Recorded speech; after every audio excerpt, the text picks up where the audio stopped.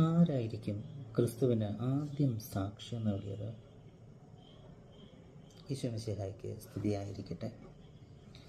മത്തായി സുവിശേഷം പറയുന്നതനുസരിച്ച് 2-ാം അധ്യായം 2-ാം വാക്യത്തിൽ, ഞങ്ങൾ കിഴക്ക് അവൻ്റെ നക്ഷത്രം കണ്ട് അവനെ ആരാധിക്കാൻ വന്നിരിക്കുകയാണ്. ആ ജ്ഞാനികൾ സാക്ഷ്യം നൽകി. വാൽ നക്ഷത്രവും സാക്ഷ്യം നൽകി. അങ്ങനെയുള്ള അതാണോ ആദ്യമായിട്ട് സാക്ഷ്യം നൽകുന്നത്?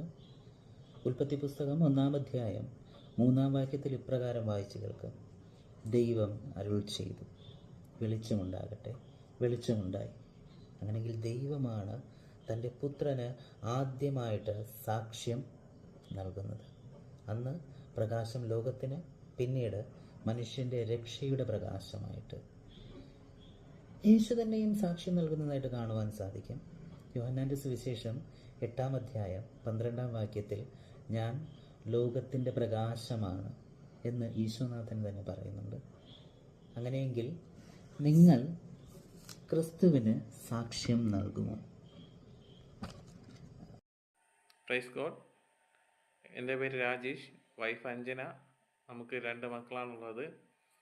നമ്മൾ കുടുംബമായി ഉണ്ണീശോയുടെ തിരുപ്പിറവിക്കായി ഒരുങ്ങുന്ന ഈ ദിവസം റിഫ്ലക്റ്റ് ചെയ്യുന്ന വചനഭാഗം ജോഷ്യ 24:15.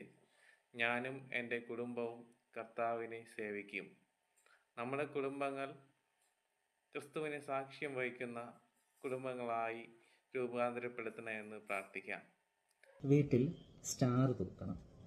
ഒരു സ്റ്റാറൊക്കെ ഉണ്ടാക്കി അല്ലെങ്കിൽ ഒന്ന് മേടിച്ച് വീട്ടിൽ ഒരുമയോടെ സാക്ഷ്യം നൽകുവാൻ വേണ്ടി ദൈവം നിങ്ങളെ അനുഗ്രഹിക്കട്ടെ.